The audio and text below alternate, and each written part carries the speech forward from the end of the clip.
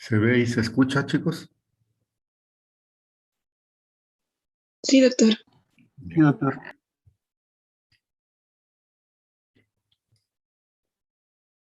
Vamos a, el día de hoy, tratar un tema muy importante, como es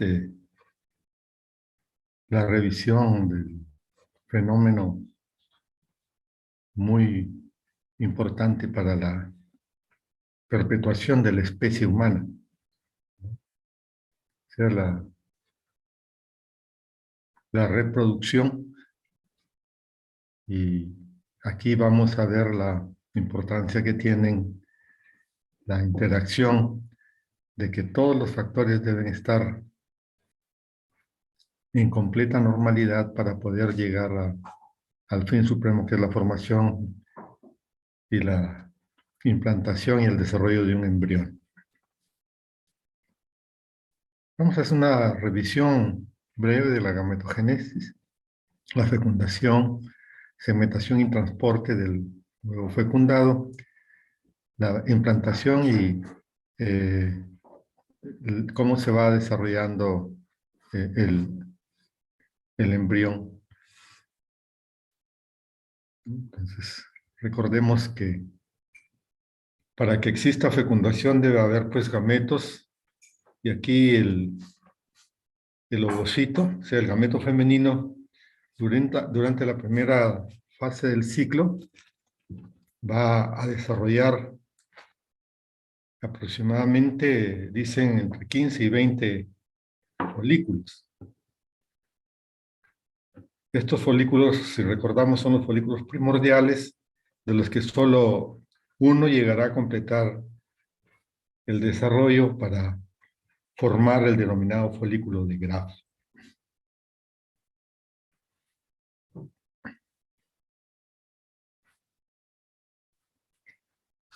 En los últimos años se ha postulado que este proceso no es de que empiece desde el primer día del mes, ¿no? de ese ciclo, sino que debe seguir un proceso que aproximadamente le toma alrededor de 3 meses antes de que se produzca el óvulo maduro.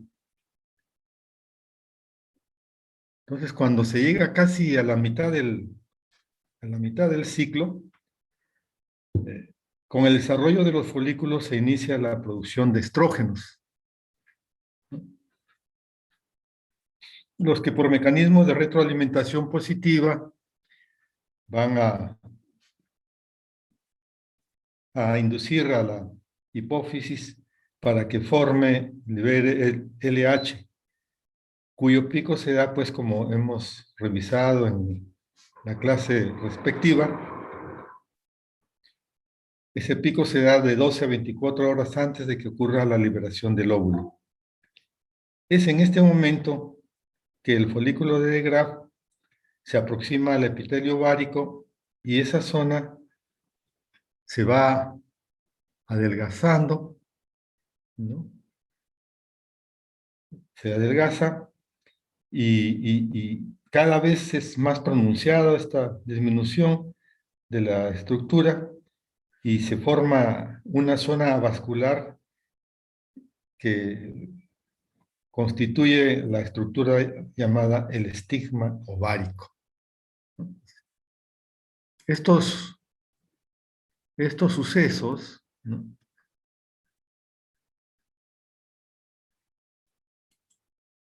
Estos sucesos conllevan pues a la liberación del óvulo.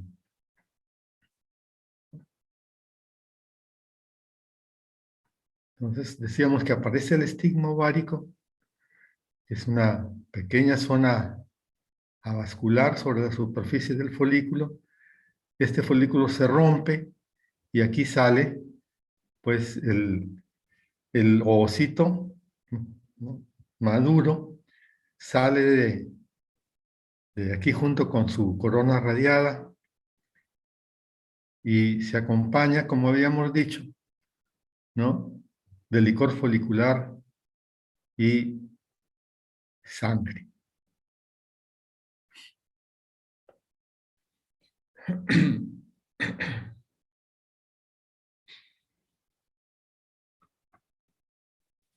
Aquí, en esta etapa, debemos recordar que el ovocito se encuentra pues en la etapa de suspensión en profase de la primera división meiótica. Y esto ocurre como lo revisamos desde la vida intrauterina. En este momento se activa, ¿no? Luego de liberarse, y cuando el folículo de Graf culmina la primera división meiótica, se origina el ovocito secundario y se libera un corpúsculo polar. Inmediatamente se inicia la segunda división meiótica, tanto en las dos estructuras, ¿no? O sea, el ovocito secundario como el corpúsculo polar, y esta segunda división meiótica queda suspendida nuevamente en metafase, ¿sí? Y aquí esa es la forma como sale el ovocito, ¿ya? Sale en un estadio de segunda división meiótica suspendida. Habíamos dicho que el ovocito sale rodeado de su membrana pelúcida, con células foliculares, la corona radiada, está formada por ellas, y sale con el líquido del antro folicular. Debido a la fragmentación del epitelio ovárico, muchas veces contiene sangre.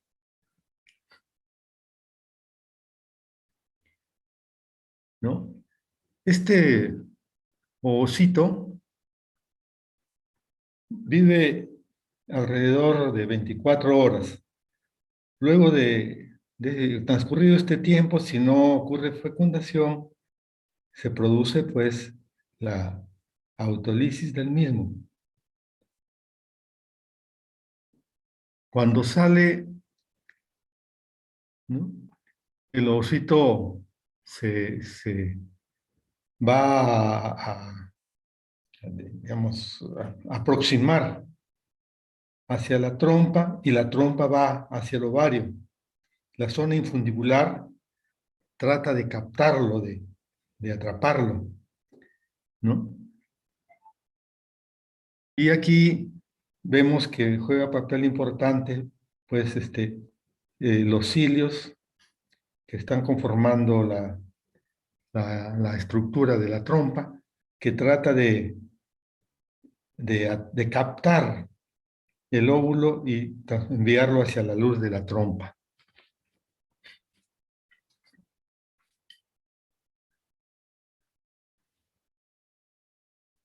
Entonces, nosotros vamos a tener que conocer algunas estructuras que son importantes en este juego de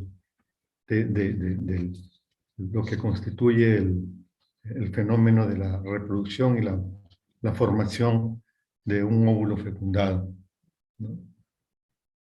Porque cuando el ovocito sale del ovario, ¿no?, entonces llega hasta la zona ampular, que es la zona más amplia de la trompa. Entonces sale rodeado de la zona o de la membrana pelúcida, ¿no? Esta. ¿Y qué importancia? ¿Qué es esto? ¿No? ¿Qué es esta zona o membrana pelúcida? ¿No? Entonces esta es una estructura, ¿ya?, de, digamos, de una forma o de una estructura multilaminar, ¿ya?, que constituye una capa amorfa, celular, que tiene varias microporosidades. Y por ahí es donde se describen tres tipos de esta zona. Algunos lo llaman zona pelúcida 1, zona pelúcida 2, zona pelúcida 3, ¿no? Y que otros la denominan como zona A, B y C. Entonces, esta es una cubierta de naturaleza glicoproteica y que tiene importantes funciones, como vamos a ver, ¿no?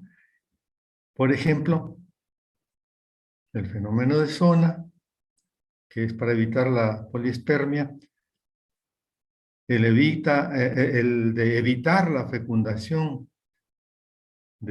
por diferentes especies, o sea, solamente reconoce al espermatozoide de la especie humana, puede servir como un soporte de unión para los blastrómeros, que son las células que se forman en el óvulo, evita el paso de anticuerpos y permite el intercambio nutritivo entre las células y el ovocito.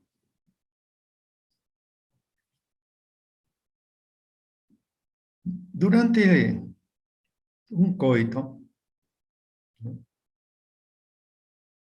tenemos nosotros que se depositan en la vagina alrededor de 2 a 5 mililitros de semen. Y un promedio de más o menos 300 millones de espermatozoides, ¿no?, se depositan en la vagina.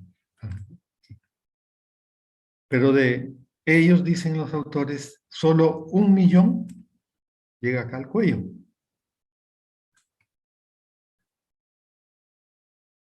Entonces, 1 millón llegan al cuello.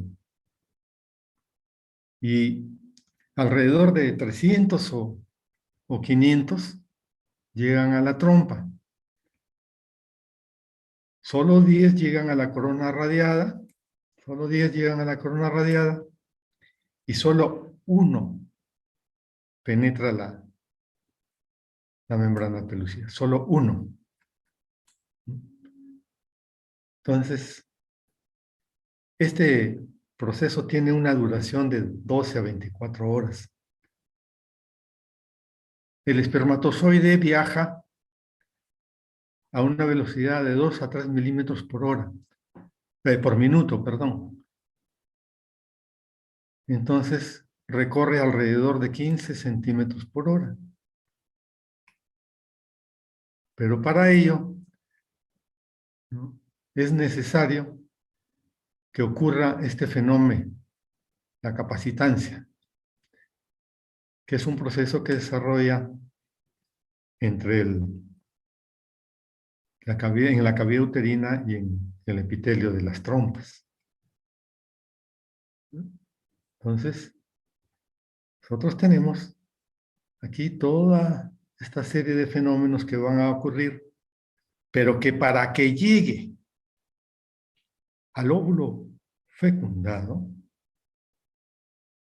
necesariamente requiere de ese factor que decimos que es la capacitancia espermática.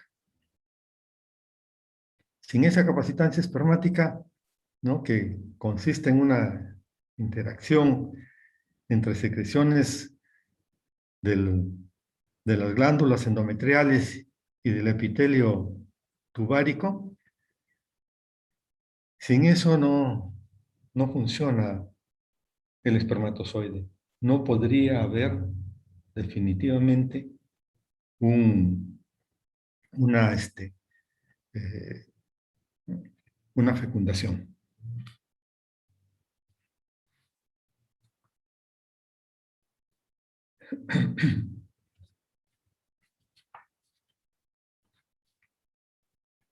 Hasta aquí ya hemos hablado un poco del ovocito que ha sido capturado en el tercio externo de la trompa, y ahora debemos mencionar algunos aspectos sobre el gameto masculino.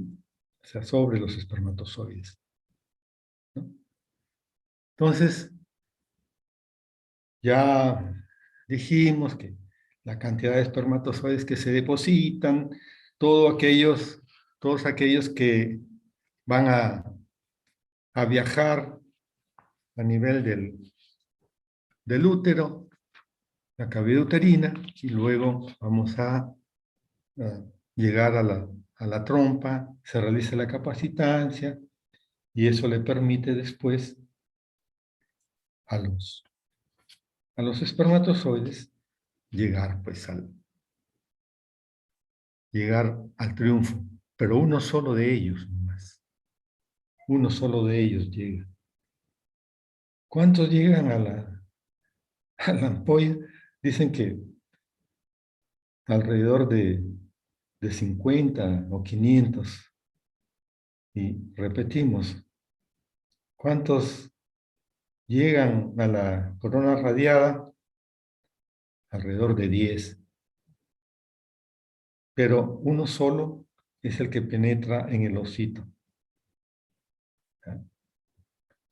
Y aquí recordemos y repitamos que una vez que ingresa el espermatozoide al ovocito, la membrana se sella, se cierra, ¿ya?, para impedir el ingreso de los espermatozoides, es decir, para evitar la polispermia. Entonces, pues, en base a una serie de cambios moleculares, interacciones de secreciones, va a ser posible que se permita el ingreso del espermatozoide al ovocito. El acrosoma es una estructura que está aquí, amarillo, de amarillo aquí. Es como una capucha, ¿verdad?, que está cubriendo parcialmente la cabeza del espermatozoide y por delante del núcleo.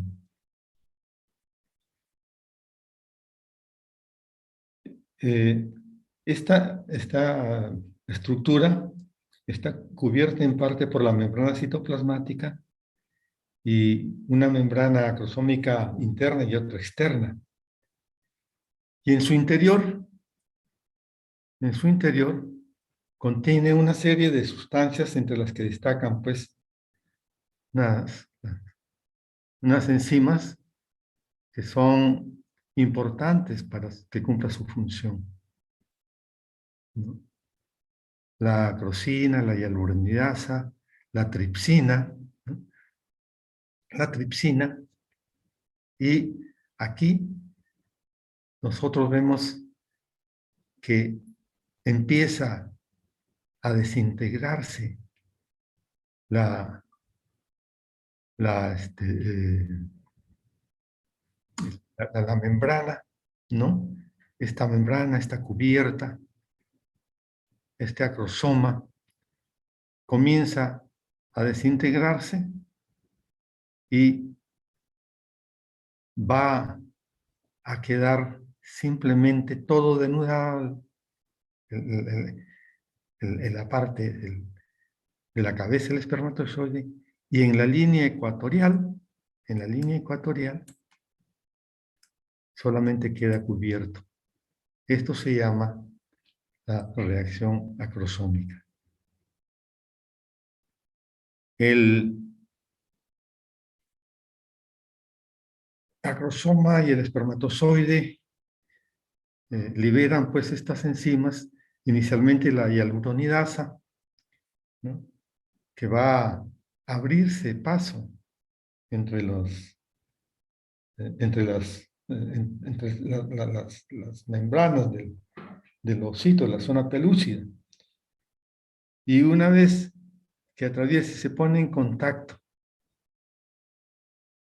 ¿no?, con esta membrana pelúcida, se produce ya la adhesión, ¿no? Entonces, la hialuronidasa abre camino, abre paso a través de la corona radiada, ¿no? Porque esta corona radiada tiene entre sus células eh, una sustancia ¿no? que se llama ácido hialurónico. Y este ácido hialurónico es metabolizado por la hialuronidasa, abre el campo, abre camino para que el espermatozoide pueda llegar a la zona pelúcida. Aquí ya entra en juego la, la acrosina, que va a permitir la adhesión del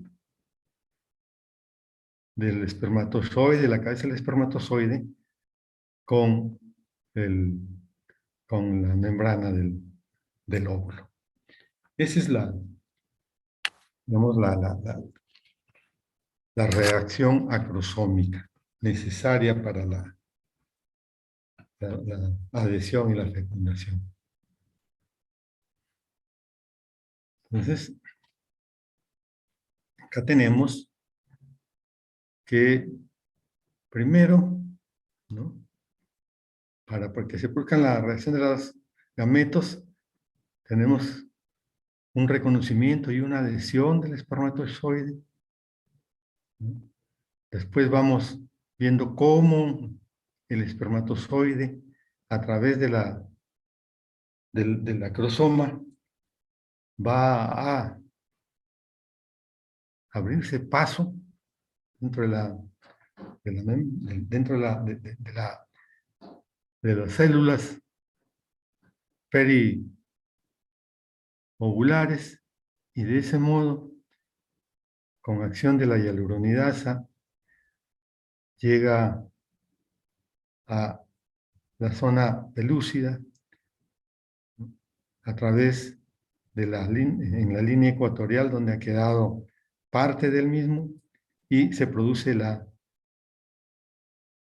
adhesión. Ahí queda listo ya para la penetración.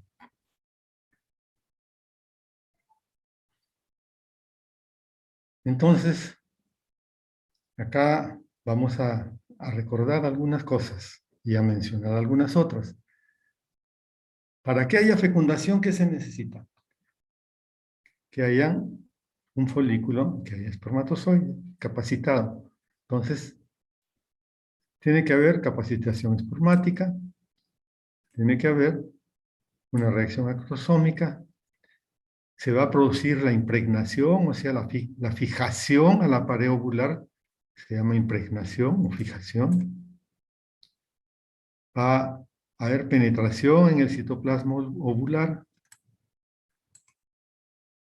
Va a haber necesariamente el fenómeno de zona para evitar la poliespermia. Se completa la segunda división meiótica solo si es que el óvulo es fecundado por el ovocito, si no se pierde. Luego de ello va a formarse los pronúcleos. Cuando se fusionan los pronúcleos, se denomina singamia, y cuando ya se produjo pues esta unión de los pronúcleos y comienza la división mitótica, se conoce con el nombre de anfimixis. Esos son los hechos que van a ocurrir acá, de los cuales hemos destacado la capacitación espermática y la reacción acrosómica. También hemos visto cómo se realiza la penetración hasta llegar a ponerse en contacto el espermatozoide con el óvulo, la importancia del fenómeno de zona y completar la segunda división meiótica, ¿no? Formando los pronúcleos, ¿no? La singamia, que es la fusión, es el hecho de fusionarse pues, estos dos pronúcleos, y cuando empieza ya la verdadera división mitótica, se conoce como el nombre de anfimixis.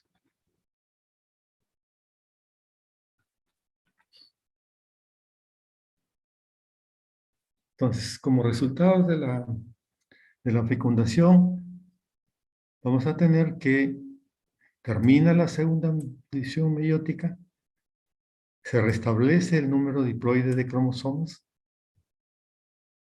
24, 23 cromosomas tiene el óvulo y 23 cromosomas tiene el espermatozoide. Se determina el sexo, se combina el material genético y se inicia la segmentación. Se inicia la segmentación. Entonces, luego de ello van a ocurrir una serie de hechos. Una serie de hechos, ¿no? El óvulo fertilizado va a formar el cigoto, luego va a tener un periplo por toda la luz de la trompa, tomando diferentes formas y va a terminar en una estructura compacta. Entonces, una vez que se formó el cigoto, este comienza a dividirse, ¿no? Se forma el cigoto, comienza a dividirse, comienza divisiones sucesivas a lo largo de la luz de la trompa.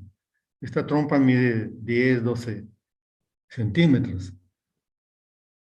Y cada segmento de la trompa tiene características especiales, ¿no? La zona proximal de la trompa, es decir, esta zona,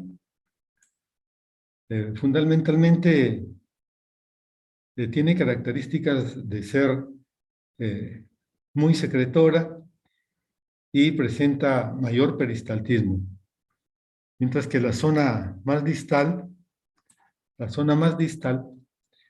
eh, predominan sobre todo las células ciliadas, ¿no? Y unos pliegues,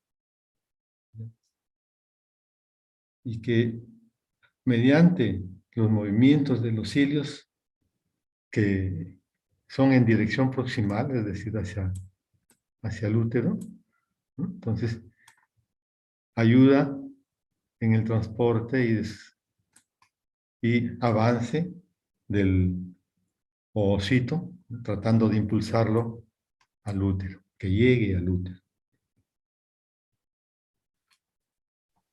Entonces, se produce, pues, la segmentación y transporte, como dijimos, más secreción a nivel de la parte proximal de la trompa, que es más secretora, ¿no? Y en la parte distal tiene más cilios, ¿no? Que van a trabajar en dirección, el movimiento ciliar es en dirección al útero, y a través de los pliegues va a favorecer el desplazamiento del ovocito, hasta que llegue al interior, al infundíbulo, la zona infundibular del útero. Entonces, acá gráficamente tenemos que una vez que se forma el ovocito, nosotros tenemos, ¿no?, que empieza una división autónoma del huevo o cigoto, porque así se llama. Entonces, comienza a dividirse repetidamente, y va a estar siempre rodeado de su membrana pelúcida, su zona pelúcida, siempre rodeado. ¿Ya? Entonces, la segmentación y transporte del huevo fecundado va a ser responsabilidad de la actividad de la trompa, la actividad secretora, de la actividad peristáltica y ciliar. Entonces, cada una de estas células se llama blastómero. Y se van dividiendo de una manera sincrónica, es decir, esta que está señalada aquí no es en el mismo momento, ni se pone de acuerdo para irse con esta. Cada una es de manera sincrónica. Y el producto de la división de ellos, ¿no? Si esto se divide,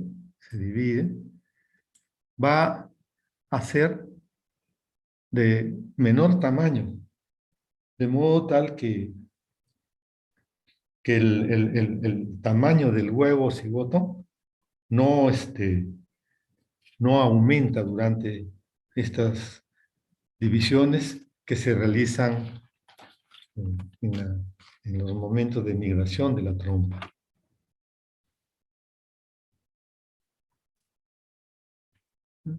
Aquí estamos repitiendo para que vean la importancia del trabajo del epitelio ciliar para ayudar en el transporte del ovocito. Recuerden, si no tuviésemos nosotros esa acción de fijación que tiene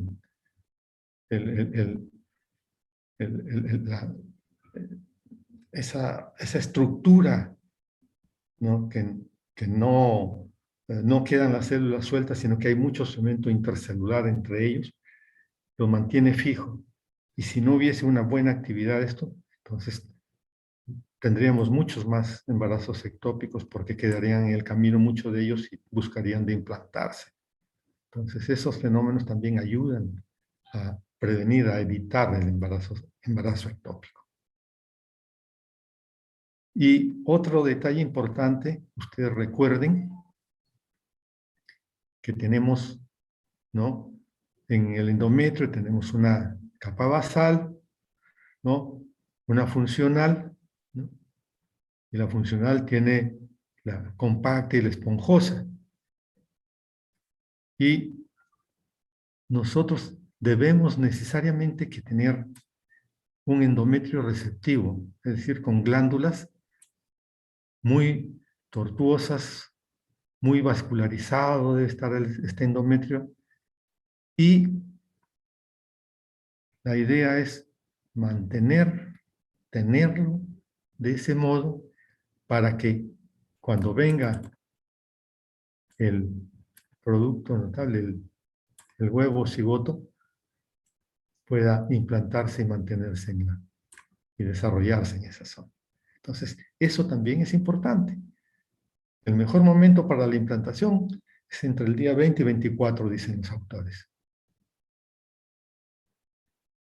Entonces,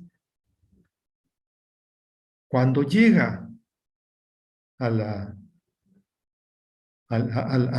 aproximarse el huevo cigoto hacia el intersticio, llega con una formación que se llama mórula, ¿no? Parecido a una mora, que desde más o menos entre 2 y 16 células se compacta y adopta esa forma, esa estructura, ese nombre, ¿no? Entonces ingresa como mórula al intersticio, a la zona intersticial, ¿no? Y hay una, una, una inundación de líquido a través de la zona pelícea a los espacios intercelular y se forma una cavidad, ¿no? Es la cavidad del blastocisto, blastocele, ¿ya? Entonces, aquí ya cambia de nombre.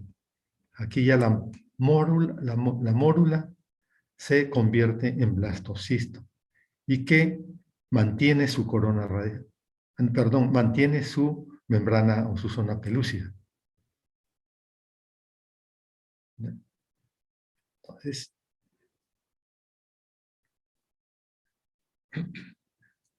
recordemos que la zona pelúcida todavía se encuentra rodeando el blastocisto y entra a la cavidad uterina o endometrial rodeada de esa membrana. Esta poco a poco empieza a desaparecer. La mayoría dice que este fenómeno ocurre ya entre el sexto y séptimo día para la implantación. Ya está preparado y listo y este fenómeno se realiza entre el sexto y séptimo día. Algunos autores dicen quinto día.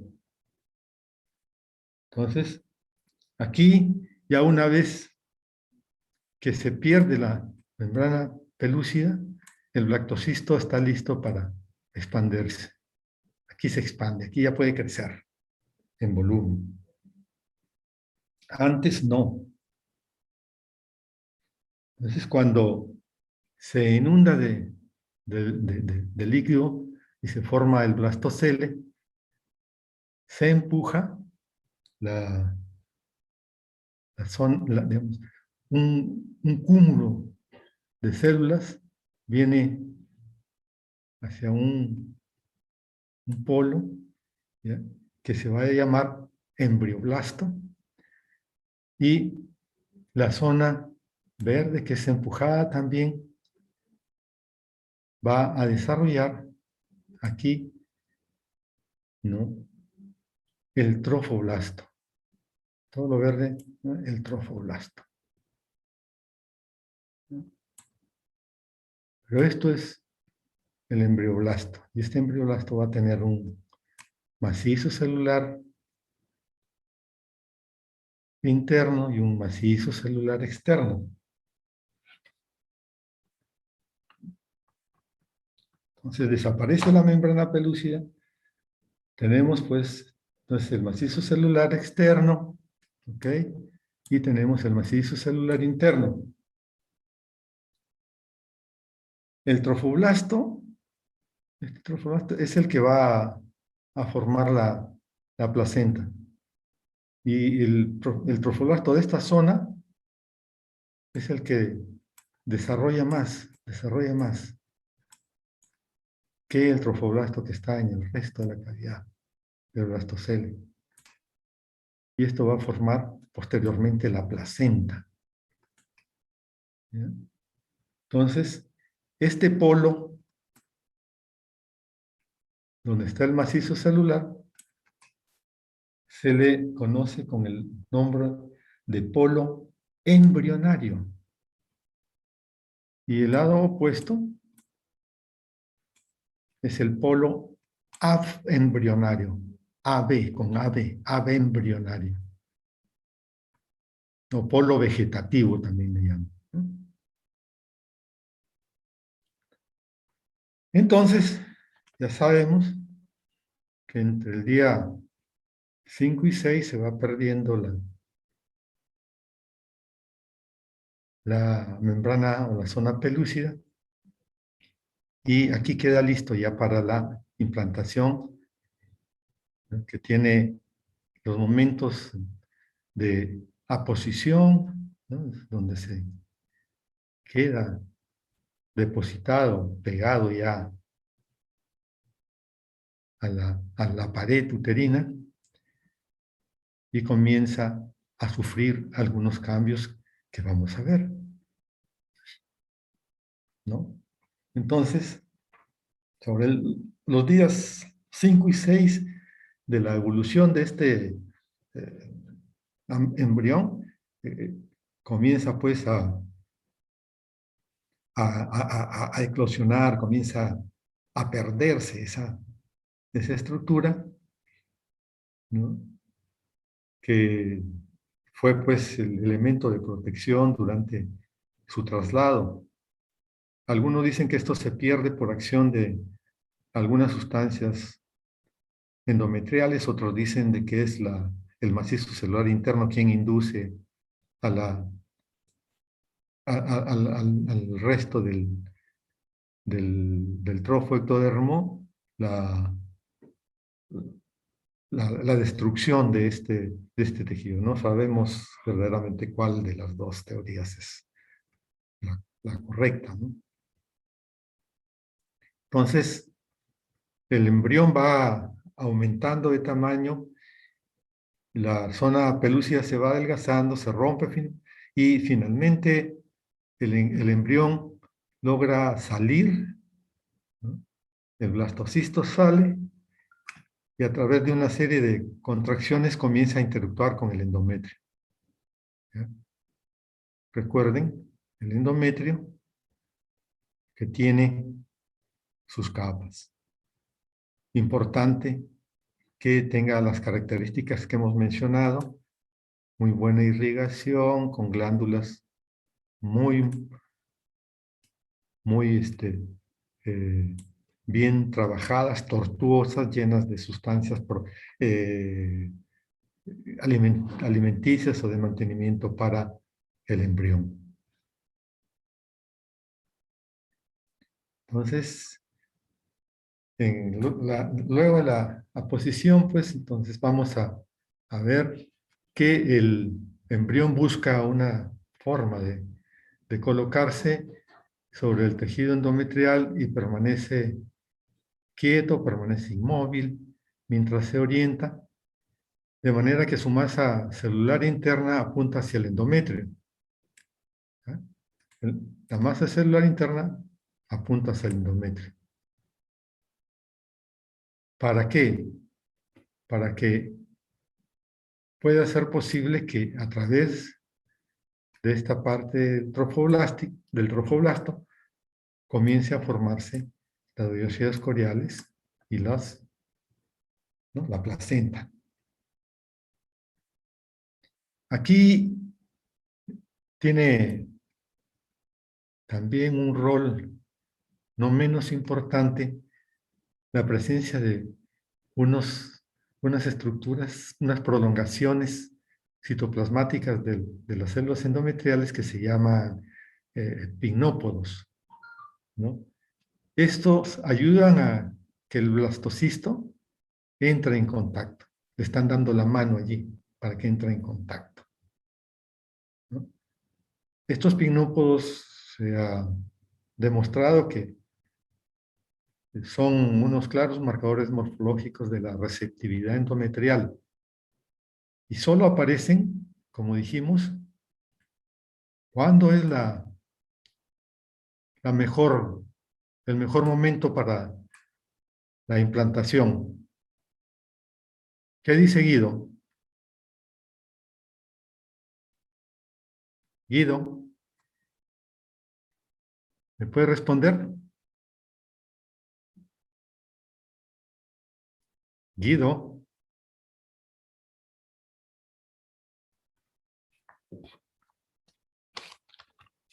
¿No me Sí, escucha, doctor. Guido? ¿Cuál es el mejor momento para la implantación, Guido?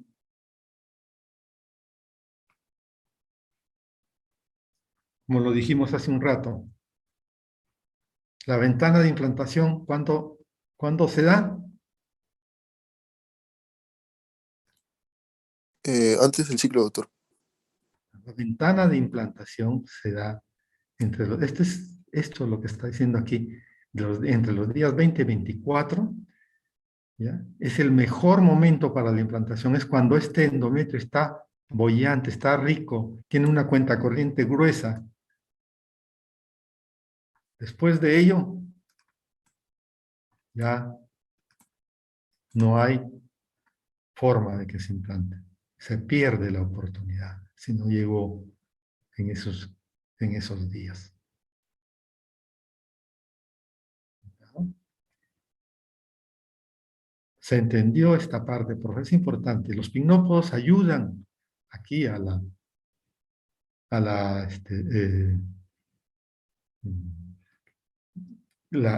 para que se pongan en contacto el blastocisto con la estructura eh, del útero.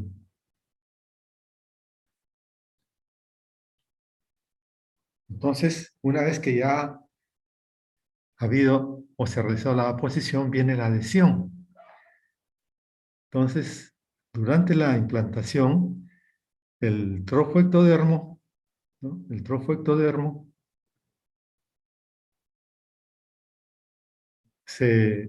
se ancla a la capa, se inserta, está muy tratando de profundizarse en la capa epitelial del endometrio, gracias pues a las moléculas de adhesión.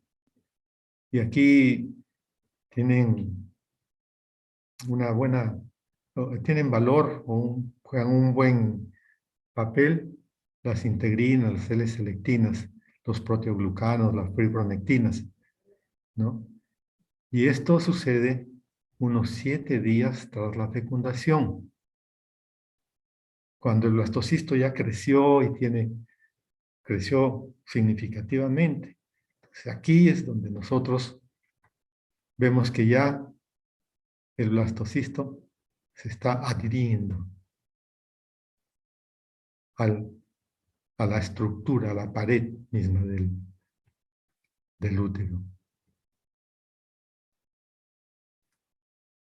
Entonces, nosotros vamos a ver que alrededor de 6 a 7 días post-fecundación se produce la posición y adhesión del blastocisto. Tenemos que aquí está aproximadamente dentro del plazo de la ventana de implantación, que es de 20 a 20, entre los días 20 a 24 del ciclo. Ahí está al máximo la receptividad endometrial y que depende de la presencia de los pignópodos y de algunas integrinas que hemos mencionado, ¿no? De un embrión, o en este caso blastocisto inicial competente, que tenga todo estructuralmente bien y que para ello es necesario la receptividad uterina, una buena posición y adhesión del blastocisto, con buena presencia de todo lo que es esta COX-2, el factor de crecimiento epidermal y el factor inhibidor de leucemia. Acá estamos viendo cómo se va realizando este tipo de momento después de la fecundación para la fijación, adhesión del blastocisto en la pared endometrial. Entonces, el trofoblasto, el trofoectodermo embrionario, prolifera hacia el endometrio, ¿no? Comienza a crecer. O sea, miren, se desarrolla esta parte del trofoectodermo, pero esta parte no crece mayormente, ¿no? Y aquí invade esta estructura, ¿no? El trofoblasto o el trofoectodermo que va a formar el trofoblasto y posteriormente la placenta. Entonces, invade pues esta estructura del estroma endometrial y se pone en contacto con la sangre materna, cuyo mecanismo de formación es controlado por algunas citocinas o citoquinas, algunas moléculas que actúan como mediadores de la implantación y permiten la unión pues, entre el embrión y el endometrio. Y aquí el blastocisto se activa e inicia la diferenciación entre citotrofoblasto y el sincitio trofoblasto, que tiene una acción de producir hormonas, HCG, ¿no? Progesterona, que le ordenan al cuerpo lúteo que siga vivo, que siga actuando, porque si el cuerpo lúteo no actúa, no va a producir progesterona, no se tiene una certeza del progreso de estos hechos y se puede producir la pérdida de ese embarazo inicial. El citotrofoblasto, ¿no? Simplemente está allí, pero quien trabaja activamente es el sincitio trofoblasto desde el punto de vista funcional para el mantenimiento del embarazo. Acá vemos como ya al día 9, miren, toda la estructura del blastocisto está incrustado totalmente en la capa compacta del endometrio. Ya está dentro. Y aquí van a ir habiendo algunos cambios, ¿no? Entonces, el blastocisto en contacto con el endometrio, que esto se hace a través del polo embrionario, ¿no? Inicia pues la invasión del endometrio. Y aquí vemos que activo es el polo embrionario. El polo aembrionario permanece prácticamente simplemente eh, por su presencia anatómica. Aquí tenemos ya que luego de la posición, adhesión, se toma contacto con el endometrio y ya al día 8 repetimos, ¿no? Tenemos una diferenciación del trofoblasto en una capa interna mononuclear que se llama el citotrofoblasto y la capa externa multinuclear del citotrofoblasto. Y el embrioblasto, ¿no? La otra parte del macizo celular interno, está cubierta o está formado por dos capas, ¿no? Unas capas cúbicas proximales a la cavidad del blastocisto, que se llama hipoblasto, ¿no? El hipoblasto, como ven ustedes aquí, hipoblasto, aquí está esta capa que está acá abajo, ¿ya? Y unas células cilíndricas adyacentes a la cavidad amniótica, que se llama el epiblasto. Entonces, la cavidad del blastocisto,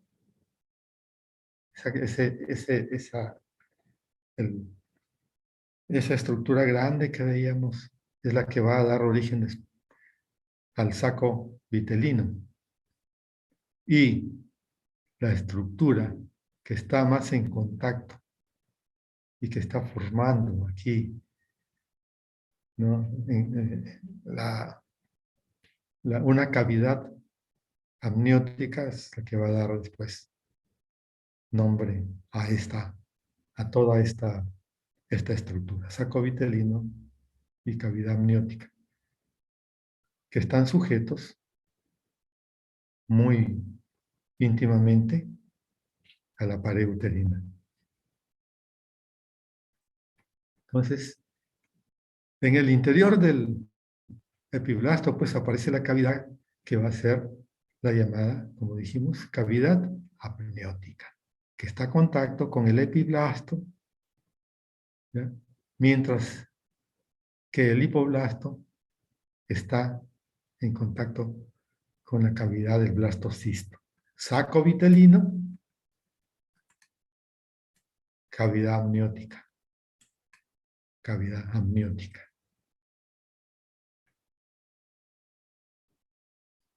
Al día 9, el blastocisto se introduce más en el endometrio y como se produce una solución de continuidad en el mismo, hay un coágulo fibrinoide que cierra esta solución de continuidad.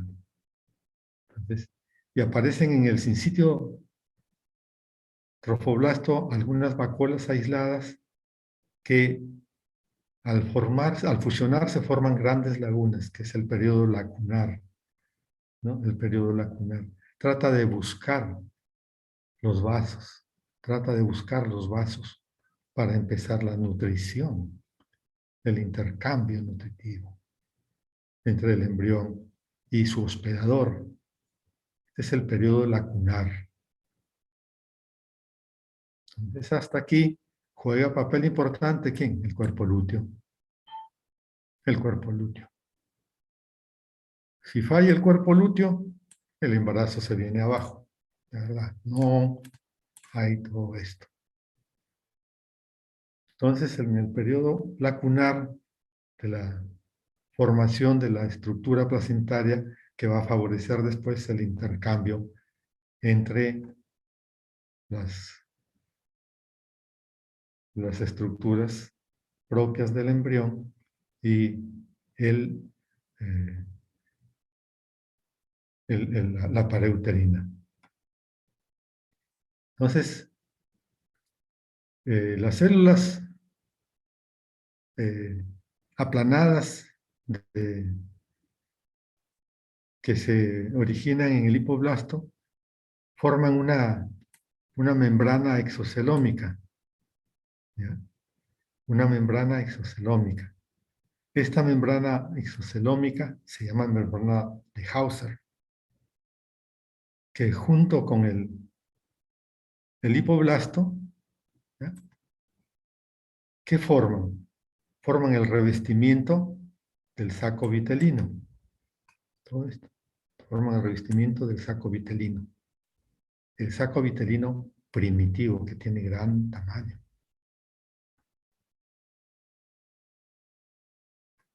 Entre los días 11 y 12, el sincito trofoblasto se caracteriza ¿por qué? Porque hay muchos espacios lacunares que dan ya lugar a una red intercomunicada entre el polo embrionario y las estructuras neoformadas. Las células del sincito trofoblasto se introducen y erosionan el revestimiento endotelial de los capilares maternos y cuando ya estos capilares maternos se dilatan, se llaman capilares sinusoides. Toman el nombre de sinusoides. Entonces, no se olviden. Esto es importante porque acá nosotros es donde vamos a garantizar una buena formación, de las estructuras de intercambio, una buena formación placentaria, y esto va a asegurar la nutrición y comunicación entre el embrión y el lado materno.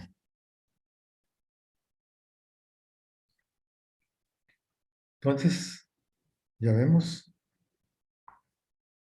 a medida que se va acentuando esta invasión, ¿no? Fluye pues por el sistema trofoblástico, ¿ya? Y se establece la circulación uteroplacentaria. Una vez que esté establecida esta circulación uteroplacentaria, entonces ya tenemos asegurado en condiciones normales una buena, un buen aporte, una buena ayuda, un buen intercambio entre el lado embrionario y el lado materno. Entonces, entre los días 11 y 12, ¿ya?, se forma el celoma extraembrionario o cavidad coriónica, ¿ya?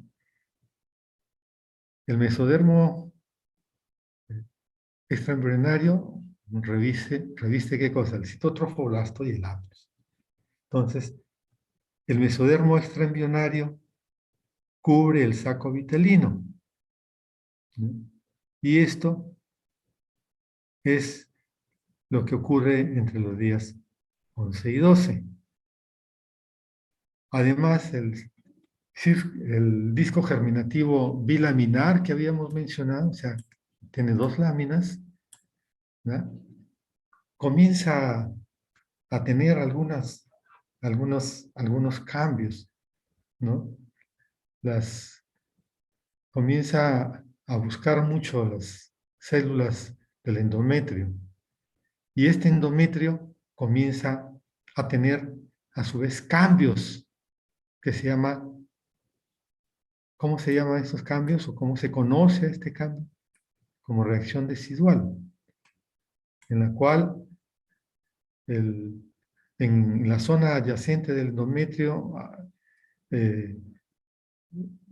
digamos, en la base de donde está el blastocisto implantado, ahí comienza a haber tremendos cambios, ¿no? Que se va a conocer con el nombre de deciduo. Y esta zona donde, eh, donde se está produciendo en esta zona donde se está produciendo la transformación, que va, donde están los espacios lacunares y todo, se va a formar la placenta y se forma una capa que se llama decidua y que la que está en contacto se llama decidua basal, como vimos en algún momento en la clase de placenta. Luego tenemos una decidua capsular, que es la que envuelve al blastocisto, una decidua capsular, y luego una decidua parietal, que es la que forma y envuelve toda la pared restante. Entonces, hechos que van sucediéndose de una manera independiente. Ya al día, más o menos el día número 13, ¿no? A veces puede haber una hemorragia en el sitio de implantación como consecuencia del aumento del flujo sanguíneo hacia los espacios lacunares y que pueden romperse y haber un sangrado hacia el exterior y puede confundirse como un sangrado menstrual, pero nunca es como una regla. Nunca es como una regla, ¿no? Entonces, ¿puede haber un sangrado menstrual en implantación? Sí, sí, puede haber. ¿Y esto confundir con una menstruación? Sí, confundir con una menstruación, pero por eso cuando les decimos a ustedes respecto de en la anamnesis, cuando hacemos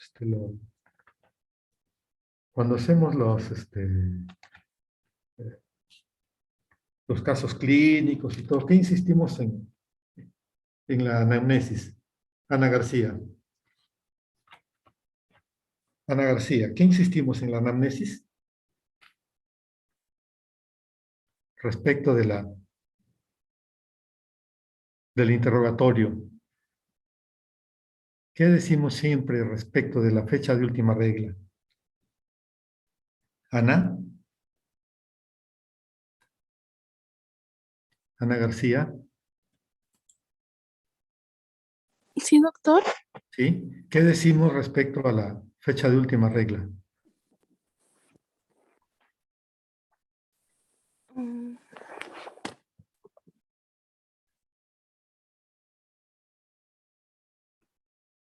Si no recuerdas, me dices, no recuerdo, no hay problema.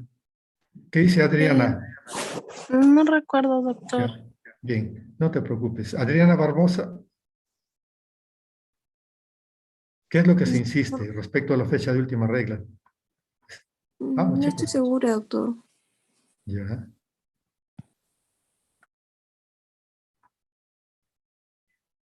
Angie Travesaño.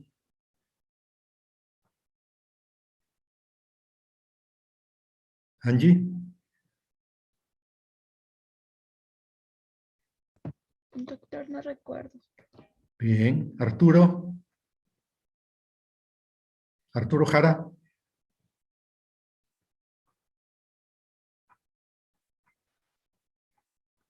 Arturo. Sí, bueno, que es importante para hallar la edad gestacional. Ya. ¿Y por qué es importante esto? A ver, ¿por qué crees que sería importante? Mm,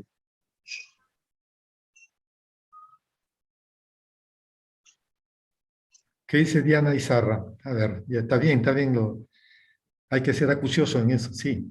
Pero ¿por qué? Diana Izarra, Doctor, aparte de la edad gestacional, ¿podría orientarnos para ver si es que fue realmente su periodo menstrual o tal vez fue este sangrado después de la implantación?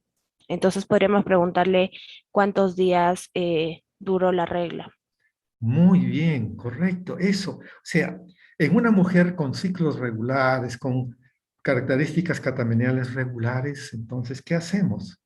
Nosotros preguntamos y mientras más exacto nos den el dato es mejor, porque podríamos hacer un relato, un correlato entre la edad gestacional por anamnesis y lo que nos pueda decir una ecografía, porque muchos basan la ecografía, sobre todo si es del primer trimestre, es una ecografía que se supone es mucho más exacta, tiene menos margen de error, porque las mujeres muchas veces nos dicen lo siguiente: ¿cuándo fue su última regla, señora?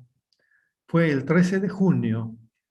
Ah, muy bien, o sea, ya nos quedamos contentos. Pero si uno profundiza y le dice, el 13 de junio usted sangró sus 3, 4 días como todos los meses. No, ese día ya no me vino la regla. Ah, muy bien, o sea, miren, son 4 semanas. Y entonces, ¿cuándo sí le vino la regla? Ah, el 13 de mayo. ¿Ve? Entonces son 4 semanas. Y en obstetricia, imagínense, no es lo mismo un bebé de 32 semanas que un bebé de 36, ni un bebé de 41 semanas que un bebé de 45 semanas. Estoy exagerando, pero para que me entiendan por qué es importante esto, chicos. Porque en obstetricia el tiempo es importante. El tiempo es importante. ¿Ya? Entonces, por eso, chicos, por eso es importante. Por eso les molesto un poquito, pero entiendan de que es mejor que seamos acuciosos en esto. Porque si me dice, Eh, a mí me vino el 13 de mayo, pero gotitas nomás, un día, poco, apenas una toalla. Y yo suelo usar 3 toallas al día. Ah, muy bien, ya no es normal. Ya eso me hace parar la oreja, chicos. Por eso es importante esto. Entonces, aquí vemos pues que las células del citotrofoblasto van multiplicándose,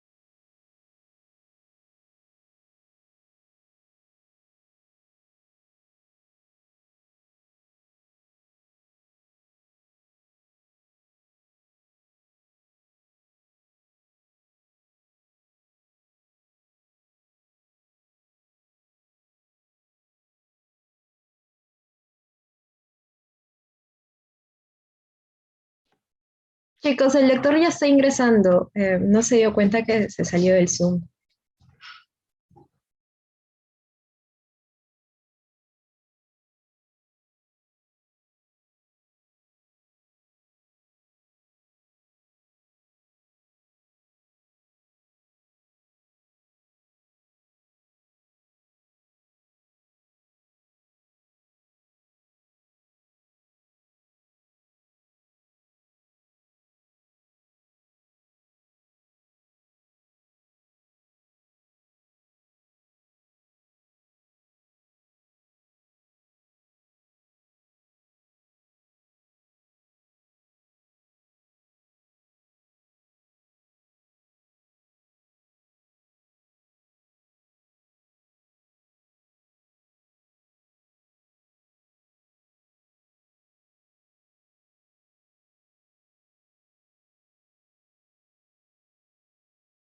Hola chicos, ¿me escuchan? ¿Estamos conectados?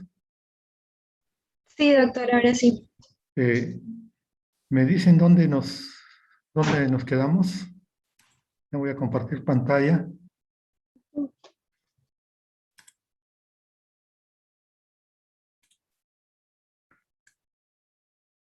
¿Dónde nos quedamos, chicos? En el día 13, doctor.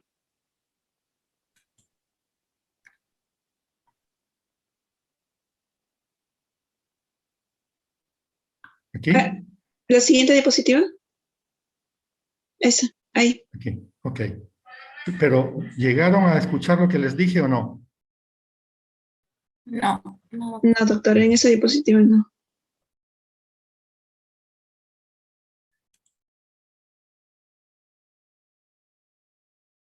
Entonces, dijimos que aquí sí hay hemorragia algunas veces por el día de implantación, hablamos de la importancia del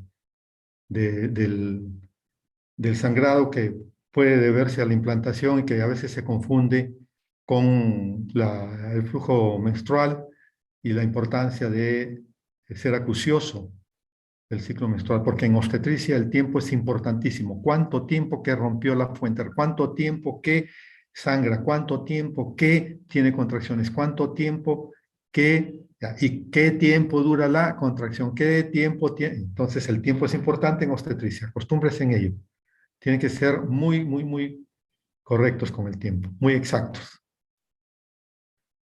Entonces, aquí tenemos que las células del citotrofoblasto proliferan formando columnas y se introducen en el sincitio. Aquí es donde vemos la acción de las células del citotrofoblasto, porque hasta aquí quien había hecho todo el papel había sido el citotrofoblasto. Entonces aquí se van a formar las vellosidades coriales primarias. ¿Ya? Y en el hipoblasto se producen células que proliferan hacia la membrana exocelómica y van a formar, ¿qué cosa? El saco vitelino secundario o saco definitivo. Y se desarrollan, además, ¿no?, los vasos sanguíneos,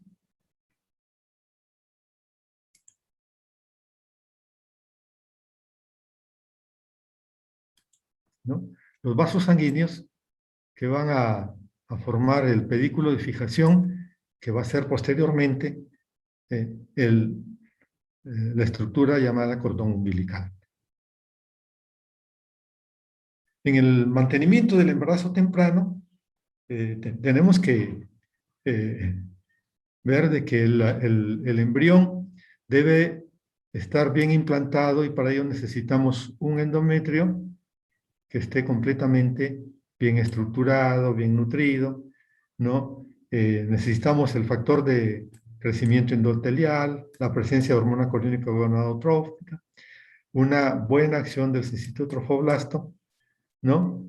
Que esta acción del citotrofoblasto nos garantiza la producción de HCG y que es detectable desde el día 9 postfecundación.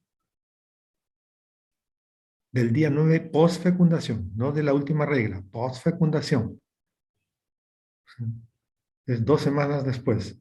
Entonces, de modo tal que nosotros podemos detectar un embarazo, o por lo menos la presencia de HCG, antes de que falte la menstruación, ¿no? Y esta HCG ¿ya? Induce al cuerpo lúteo a la producción de todas las hormonas necesarias para mantener la quietencia del endometrio, perdón, la quietencia del útero y el sostenimiento del embarazo inicial, hasta la semana 12, 14, algunos dicen un poco más. ¿Me están escuchando, chicos? Sí, doctor. Sí, doctor.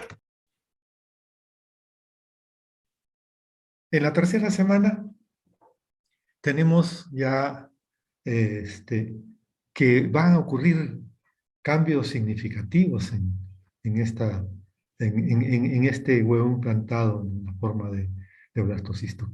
¿Y qué es lo que ocurre? Ocurre la gastrulación. ¿Y qué cosa es la gastrulación? Simplemente es el hecho de que desde una estructura, desde un embrión bilaminar, se configura uno que es trilaminar. Esa es la gastrulación. Gastrulación es el fenómeno más característico durante la tercera semana y que consiste en que se empieza a partir de un embrión bilaminar y se termina configurando una estructura trilaminar. Ya no tiene 2 capas, sino 3 capas. Y esto se basa en un proceso de división, migración, diferenciación celular, con la idea, la finalidad de formar el ectodermo, mesodermo y endodermo, cada uno que va a dar origen a estructuras diferentes dentro del mismo embrión. Entonces, tenemos aquí que la gastrulación empieza cuando se forma la línea primitiva, ¿ya? ¿Y dónde está ubicada esto? En la superficie del epiblasto. Entonces, en el extremo cefálico, hacia este lado, está formándose una estructura que se llama el nódulo o nodo primitivo, que es una zona elevada alrededor de la fosita primitiva. La fosita primitiva, entonces este nodo se llama nodo primitivo, nódulo primitivo, ¿ya? Y a ese nivel se encuentra la membrana bucofaringea y teniendo en la parte caudal y en la parte distal está la membrana cloacal, ¿no? Entonces, eso es lo que ocurre. Y acá vemos ya una estructura que está con los hechos que habíamos mencionado, formando el saco vitelino definitivo y se forma entre las estructuras ¿no? Y gracias a la migración del epiblasto, la cavidad amniótica. Entonces, las células del epiblasto migran hacia la línea primitiva, ¿no? Entonces, vienen hacia la línea primitiva, ¿verdad? ¿Ya? Y cuando la alcanzan, se introducen ahí y se invaginan, se desprenden, se separan del epiblasto y viajan, se deslizan, caen hacia abajo. Algunos desplazan al hipoblasto, ¿ya? ¿No? Entonces algunos desplazan al hipoblasto y comienzan a formar, ¿ya? Una estructura que se conoce con el nombre de endodermo embrionario. Y otras se ubican entre estas 2 estructuras mencionadas y se va a originar el mesodermo, ¿ya? Entonces, las células que quedan forman el ectodermo.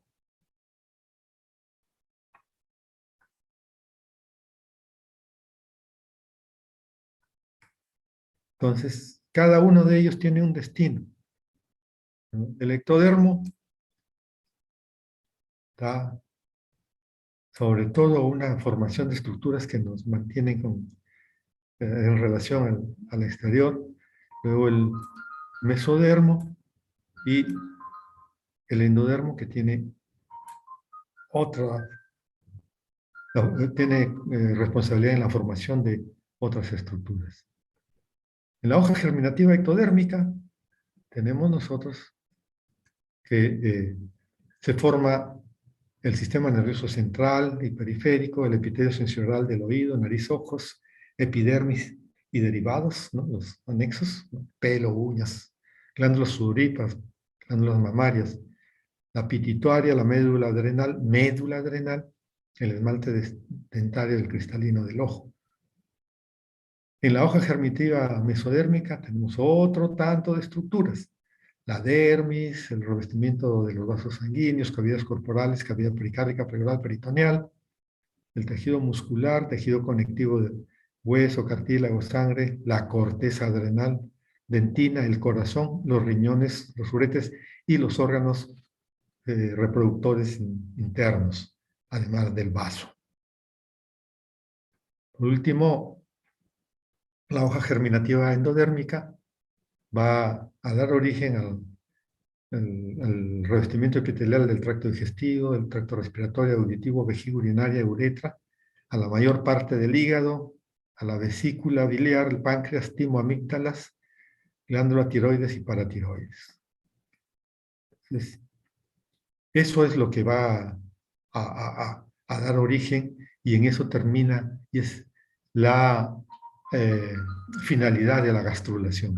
Formar las 3 capas que van a dar origen a las diferentes estructuras que va a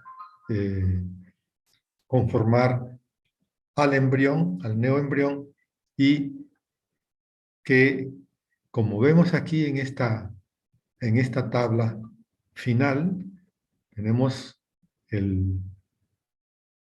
el periodo embrionario abarca hasta la semana 8, con la formación de diferentes estructuras. Recuerden que en la semana 8 la cabeza ocupa las 2/3 partes del tamaño del embrión y ya tiene una forma humana. Al comienzo no, tiene una forma muy similar como cualquier otra especie. Conforme pasan las semanas van diferenciándose las diferentes estructuras, aparatos, sistemas, y ya a la semana 8 tiene un esbozo de corazón primitivo que emite también su latido cardíaco desde la semana 5ª, que puede ser detectable ecográficamente, 5ª, 6ª semana. A partir de la semana 8 hacia adelante, ya nosotros estamos hablando del periodo fetal. Entonces, acá vemos de que conforme avanza las semanas de gestación, se van formando los diferentes aparatos y sistemas, ¿no? Que en virtud del tiempo no se puede estar comentando más. Cada uno de ellos en su momento, y acá sí ya ustedes deben de tener presente que estamos tratando en obstetricia no solamente a la mujer, sino estamos tratando a un feto que está dentro de la mujer, y que cualquier cosa que hagamos nosotros puede tener repercusiones positivas o negativas en el embrión o en el feto. Inicialmente podemos tener un tremendo problema en la diferenciación y dar origen a algunas malformaciones, algunas alteraciones estructurales, ¿no? Pero también recordemos que no porque pasó, como dicen, pasó ya la semana 12, ya le puede dar de todo. También yo puedo tener bien desarrollado el sentido del oído, pero me dan, por decir, canamicina, aminoglicósido, y el bebé pierde la función, estructuralmente tiene bien todo, pero queda sordo. Ese es un ejemplo de cómo se puede afectar no solamente la parte anatómica, la parte estructural, sino también la parte funcional.